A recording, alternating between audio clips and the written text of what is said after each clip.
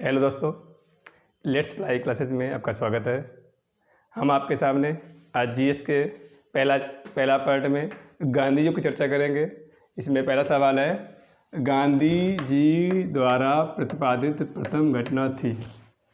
4 option है, खेड़ा सत्याग्रह, सविनय अवज्ञा आंदोलन, असहयोग आंदोलन, चंपारण सत्याग्रह। इन 4 ऑप्शन में सेलेक्ट करना है। इसके लिए हम क्या करते हैं, आपकी सुविधा के लिए डेट डाल देते हैं, क्लियर हो जाएगा। खेड़ा सत्याग्रह हुआ था 1918 में। ये गांधी जी का प्रथम असहयोग आंदोलन है, असहयोग सत्याग्रह है। दूसरा सविनय अवज्ञा आंदोलन, इसकी डेट है 1930, हालांकि चर्चा करेंगे इसकी भी। और असहयोग आंदोलन ये हुआ था 1920। और चंपारण सत्याग्रह ये हुआ था 1917।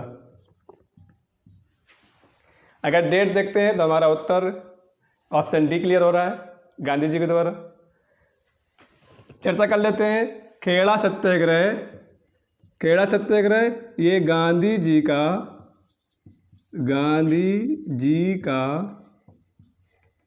प्रथम असहयोग आंदोलन था जो 1918 में गांधी जी ने किया था। नेक्स्ट है सविनय अवज्ञा आंदोलन। सविनय अवज्ञा आंदोलन शुरुआत हुई थी 12 मार्च 1930 को। 12 मार्च 1930 को महात्मा गांधी ने साबरमती आश्रम से डांडी तक मार्च किया था, जिसको हम डांडी मार्च के नाम से जानते हैं। 1930 से 6 अप्रैल 1930।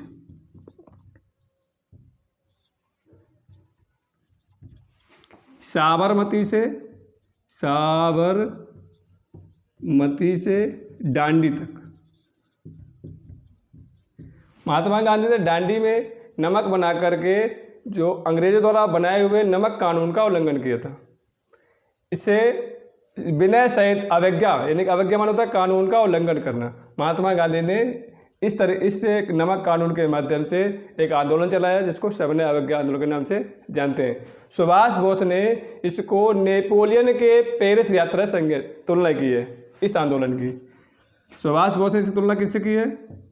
सुभाष चंद्र बोस ने इस यात्रा की तुलना नेपोलियन के पेरिस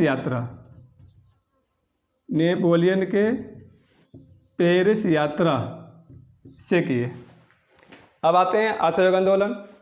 असहयोग आंदोलन, महात्मा गांधी ने इस आंदोलन की शुरुआत रॉलेट एक्ट 1919 जो काला कानून था, और दूसरा जलियांवाला बाग हत्याकांड, इन दोनों के विरोध में गांधी जी ने असहयोग आंदोलन शुरू किया था। असहयोग का अर्थ होता है सहयोग न करना। इसकी शुरुआत 1920 में हुई थी। असहयोग आंदोलन, इसके संयोग से असहयोग आंदोलन शुरू होने से पहले हमारे जो गरम दल के नेता थे बाल गंगाधर तिलक, इनकी मृत्यु हो गई थी। तो प्रश्न आता है किस आंदोलन के दौरान तिलक जी की, मतलब किस आंदोलन के दौरान तिलक जी की मृत्यु हो गई थी? उत्तर आता है बाल गंगाधर तिलक, यानी कि 1 सितंबर 1920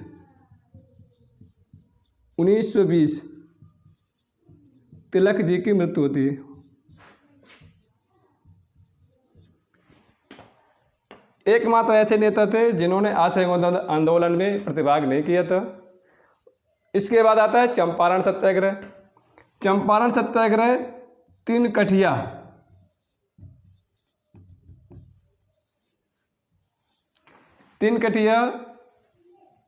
व्यवस्था के विरोध में, या फिर कह सकते हैं नील किसानों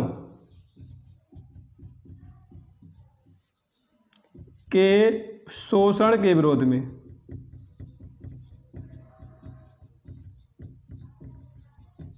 किया गया था। चंपारण महात्मा गांधी का सबसे पहला आंदोलन है। महात्मा गांधी भारत में 1915 में आए थे। उन्होंने प्रथम आंदोलन या प्रथम सत्याग्रह चंपारण में किया था और इसकी शुरुआत जो चंपारण के प्रसिद्ध नेता थे पंडित राजकुमार शुक्ला, पंडित राजकुमार शुक्ला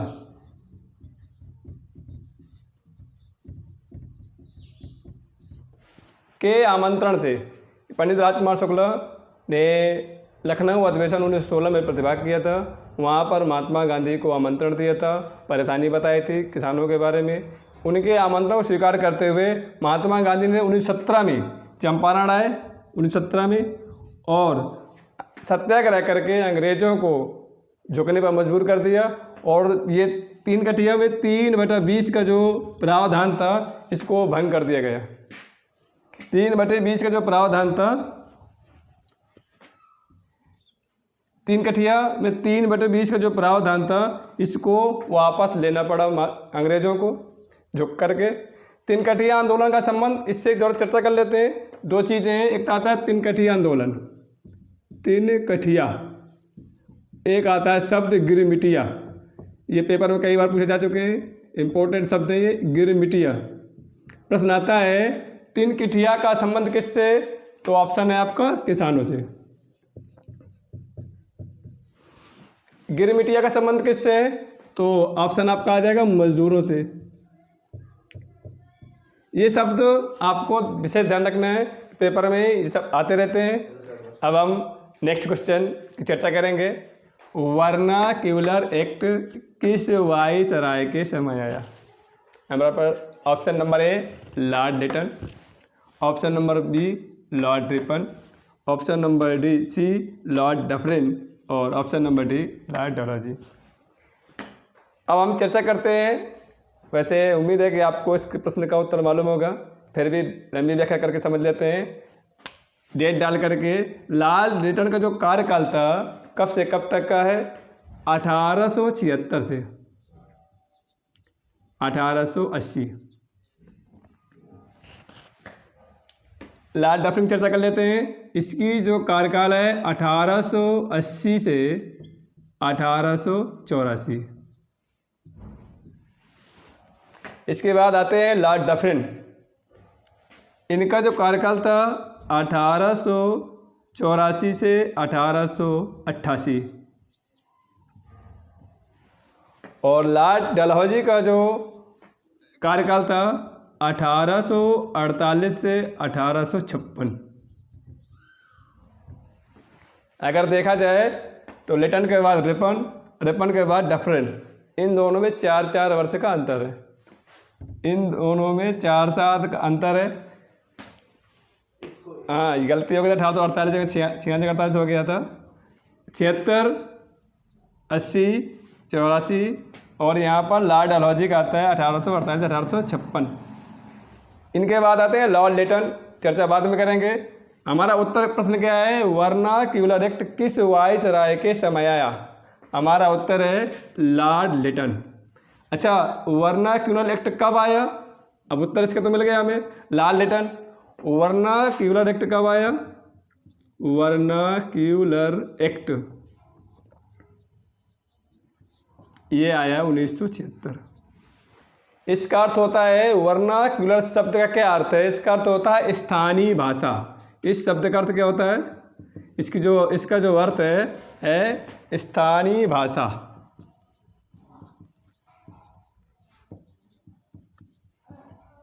इसका तात्पर्य यह था कि कोई भी जो हमारे भारत में जो पत्र पत्रिकाएं संपादित होती हैं वो कोई भी स्थानीय भाषा में प्रकाशित नहीं होंगी, सारी की सारी अंग्रेजी में प्रकाशित होंगी।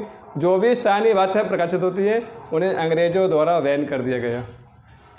इस एक्ट में सबसे पहले कौन सी पत्रिका चपेट में आई? ये किससे पत्रिका को पहला प्रतिबंध मिला? तो उसमें आता है सोम प्रकाश। एक सब पत्रिका है सोम प्रकाश। इस एक्ट के तहत सबसे पहले प्रतिबंध सोम प्रकाश पत्रिका को हुआ था। इसके संपादक हैं ईश्वर चंद्र विद्यासागर। ईश्वर चंद्र विद्यासागर। सवाल आता है वर्नाक्यूलर एक्ट के तहत कौन सी पत्रिका को सबसे पहले प्रतिबंधित किया गया था? आपका उत्तर है सोम प्रकाश, और संपादक हैं ईश्वर चंद्र विद्यासागर। ये बांग्ला भाषा में प्रकाशित थी। नेक्स्ट आता है अमृत बाजार पत्रिका। अमृत बाजार पत्रिका, अमृत बाजार पत्रिका, इसके हैं शिशिर कुमार घोष। संपादक कौन है? शिशिर कुमार घोष। हम चर्चा क्यों कर रहे हैं? क्योंकि ये एकमात्र ऐसे संपादक हैं जिन्होंने रात ही रात में अपने बांग्ला भाषा की पत्रिका को अंग्रेजी भाषा में कन्वर्ट कर दिया था, अंग्रेजी भाषा में परिवर्तित कर दिया था, जिससे ये इस एक्ट के प्रभाव से बच गए थे। सवाल आता है वर्नाक्यूलर एक्ट के तहत कौन सी पत्रिका रातों रात अपनी भाषा को अंग्रेजी में परिवर्तित किया था? आपका उत्तर है अमृत बाजार पत्रिका, और इसके संपादक हैं शिशिर कुमार घोष। शिशिर कुमार घोष। ये 2-3 चीज़ें आपको याद रखना है। पहला क्या बोला हमने? वर्नाक्यूलर एक्ट कब आया? 1976 में। सोम प्रकाश, ये वर्नाक्यूलर एक्ट के तहत सबसे पहला प्रभावित होने वाला, प्रतिबंधित होने वाला पत्रिका है। इसके संपादक कौन है? ईश्वर चंद्र विद्यासागर।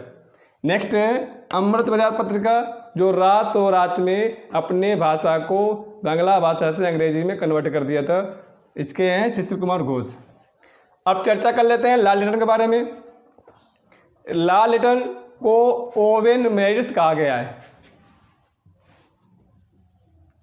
ओवेन मेरिडिथ कहा गया है। इसका मतलब ये होता है कई भाषाओं का ज्ञाता या विद्वान। एकमात्र वाइसराय था जिसे अंग्रेजी, फारसी, बांग्ला, कई भाषाओं का ज्ञान था। फारसी भाषा का बहुत बड़ा विद्वान था ये। लाल-लिटन के समय ही 2-3 चीज़ घटनाएं प्रतिपादित हुई हैं, आप सुन लीजिए। पहली घटना है लाल-लिटन के समय ही राजकीय उपाधि अधिनियम एक्ट पारित हुआ था। राजकीय उपाधि एक्ट 1976 पारित हुआ था। इसी के तहत 1976, इसी के तहत महारानी विक्टोरिया को भारत का साम्राज्ञी घोषित किया गया था। प्रश्न आता है महारानी विक्टोरिया को भारत का साम्राज्ञी कब घोषित किया गया था? तो आपका उत्तर है 1976 में। और इसी के समय प्रथम दिल्ली दरबार का आयोजन भी हुआ था। प्रश्न आता है प्रथम दिल्ली दरबार का आयोजन कब हुआ था? उत्तर आता है 1976 में। हालांकि दिल्ली दरबार 3 हुए हैं, इसकी चर्चा फिर कर लेंगे। नेक्स्ट है लॉर्ड रिपन। लॉर्ड रिपन क्या है? इसे भारत का उद्धारक कहा गया है। भारत का उद्धारक।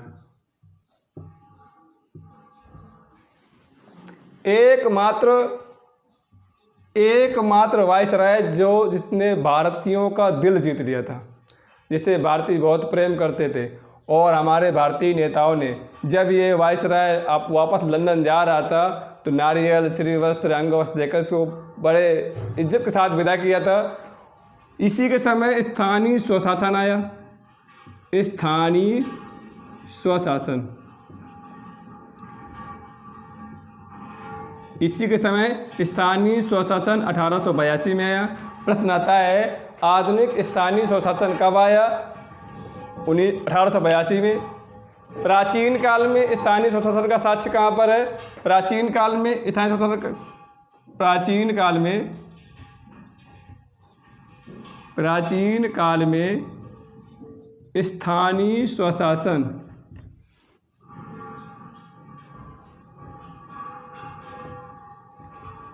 का प्रमाण चोल शासकों के समय हुआ। चोल शासकों के समय मिलता है। और स्थानीय स्वशासन आज आधुनिक युग में यानी वर्तमान में स्थानीय स्वशासन की जो जनक है या कमेटी है तो बलवंत राय मेहता समिति। बलवंत राय मेहता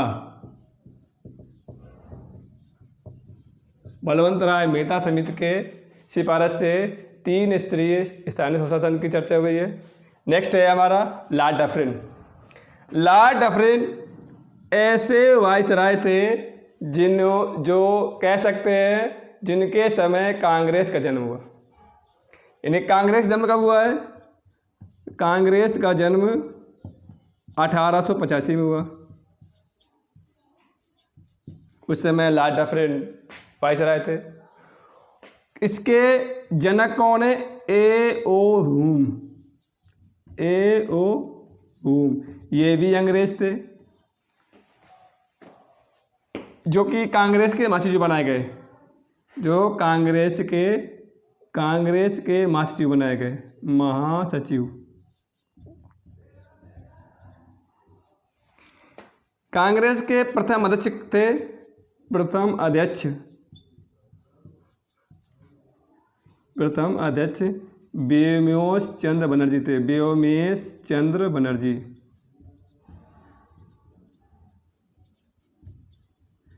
जो प्रथम ईसाई थे। प्रश्न आता है कांग्रेस के प्रथम ईसाई अध्यक्ष कौन है? व्योमेश चंद्र बनर्जी, जो कि भारतीय हैं, इन्होंने ईसाई धर्म को अपना लिया था। अगर ऐसे आता है कि प्रथम ईसाई कौन थे, तो आपको यूल या ऊल को नहीं रखना है, आपको व्योमेश चंद्र बनर्जी को याद रखना है। ये प्रथम ईसाई थे। महासचिव थे ए.ओ. ह्यूम। लॉर्ड डफरिन के समय एक घटना और हुई थी। लॉर्ड डफरिन के समय बर्मा का विलय हुआ था, बर्मा का पूर्ण विलय। लॉर्ड डफरिन के समय बर्मा का पूर्ण विलय हुआ। कब हुआ है? 1885 में। नेक्स्ट है लॉर्ड डलहौजी। लॉर्ड डलहौजी का कार्यकाल 1848 से 1856 है।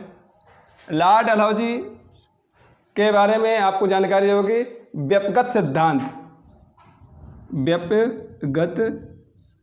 सिद्धांत या विलय सिद्धांत के प्रतिपादक थे। विलय सिद्धांत के प्रतिपादक थे। यानी देशी राजाओं जिनके कोई संतान न थी या उत्तराधिकारी नहीं था, उन्हें अंग्रेज़ों के अधीन राज्य बनाने का घोषणा किया था कि वो अंग्रेज़ों के अधीन हो जाएंगे। ऐसा इन्होंने प्रावधान रखा था। इसके तहत बहुत सारे राज्य अधीन हो गए थे और इसी के विरोध में, व्यपगत सिद्धांत के विरोध में ही प्रथम भारतीय स्वतंत्रता संग्राम 1857 में हुआ था, जिसका विरोध देशी राजाओं, मजदूरों, किसानों ने मिलकर किया था। लॉर्ड डलहौजी के समय ही विधवा पुनर्विवाह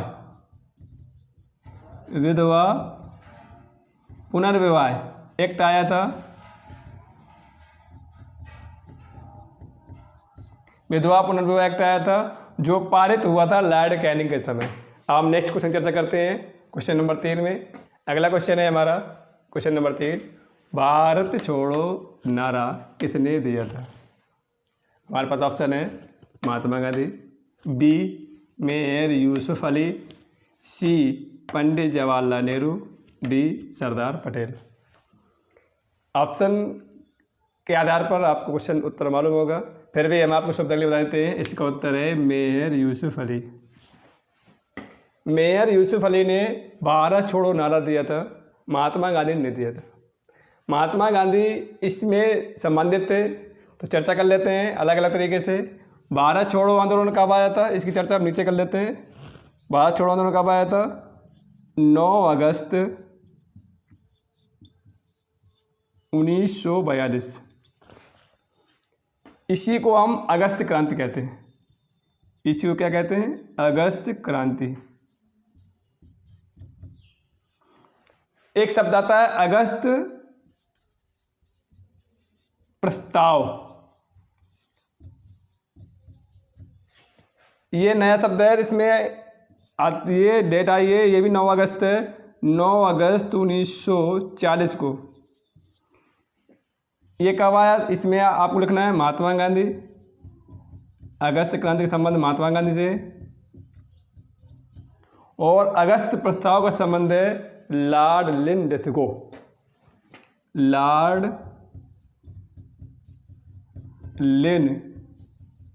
लिंडथगो एक है अगस्त प्रस्ताव। अगस्त प्रस्ताव यह आया अगस्त 1942 को, 1932 को, सॉरी अगस्त 1932 को। इसको बोलते हैं अगस्त प्रस्ताव।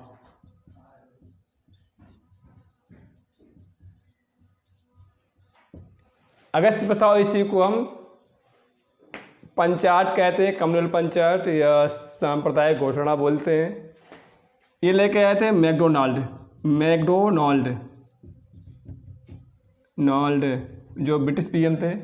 तो ये आपको ध्यान रखना है, कई बार क्या होता है मैचिंग में आ जाता है। अगस्त प्रस्ताव का संबंध किससे? मैकडोनाल्ड से। अगस्त क्रांति संबंध किससे? महात्मा गांधी से। अगस्त प्रस्ताव का संबंध किससे? लाल नेहरू से। अगस्त प्रस्ताव कब आया है? 1932 में। अगस्त क्रांति कब आया? 1942 में। और अगस्त प्रस्ताव, अगस्त घोषणा बोलते हैं, गलत, ये इसको बोलते हैं अगस्त घोषणा, प्रस्ताव नहीं है, अगस्त घोषणा। अगस्त घोषणा, अगस्त घोषणा 1932 में, अगस्त क्रांति 1942 में, अगस्त प्रस्ताव 1940 में। मैचिंग के दौरान आ जाता है। अब चर्चा करते हैं। महात्मा गांधी ने भारत छोड़ो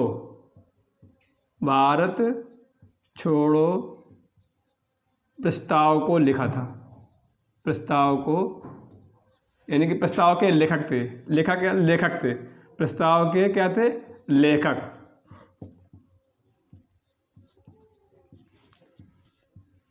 इस आंदोलन के दौरान महात्मा गांधी ने करो या मरो का नारा दिया था। करो या मरो, अंग्रेजी में बोलते हैं डू और डाई। डू और डाई, यानी कि भारत छोड़ो नारा दिया था मेयर यूसुफ अली ने।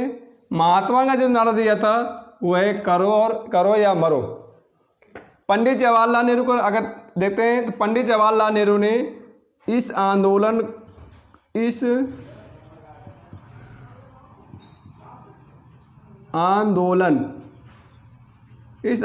के प्रस्तावक थे। पंडित जवाहरलाल नेहरू क्या थे? इस आंदोलन को प्रस्तावित किया था सब अधिवेशन में। 9 अगस्त 1942 को ग्वालियर टैंक मुंबई के अधिवेशन में पंडित जवाहरलाल नेहरू ने इस आंदोलन का प्रस्ताव दिया था, इसलिए इन्हें प्रस्तावक कहा जाता है। प्रश्न ये आता है भारत छोड़ो आंदोलन के समर्थक कौन थे? तो सरदार पटेल ने भारत छोड़ो नारा या आंदोलन का समर्थन दिया था।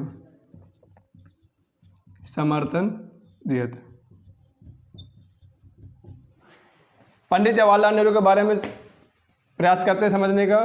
पंडित जवाहरलाल नेहरू अपने प्रथम अधिवेशन लाहौर अधिवेशन 1929 में 36 दिसंबर 1929 को इन्होंने घोषणा किया था कि रावी नदी, लाहौर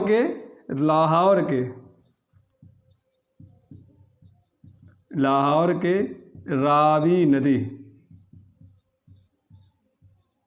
तट पर 26 जनवरी 1930 को तिरंगा फहराया था और 26 जनवरी को प्रतिवर्ष स्वतंत्रता दिवस मनाने की घोषणा भी की थी। यानी कह सकते हैं पूर्ण स्वतंत्रता की मांग लाहौर अधिवेशन में पंडित जवाहरलाल नेहरू की अध्यक्षता में की गई थी। सरदार पटेल ये भारत के प्रथम गृह मंत्री और उप प्रधानमंत्री भी थे। इन्हें इटली का गैरीबाल्डी या जर्मनी का बिस्मार्क भी कहते हैं। जैसे इटली का एकीकरण गैरीबाल्डी ने किया था, जर्मनी का एकीकरण बिस्मार्क ने किया था, वैसे सरदार पटेल ने भी हमारे भारतीय जो छोटे छोटे रियासत थे उनका एकीकरण किया था। इसी के साथ नेक्स्ट क्वेश्चन हम गांधी युग पार्ट 2 में हल करेंगे। धन्यवाद। और अपेक्षा करते हैं अगर आपको वीडियो अच्छा लगा इसको शेयर करें, सब्सक्राइब करें। बहुत बहुत धन्यवाद। फिर मिलते हैं।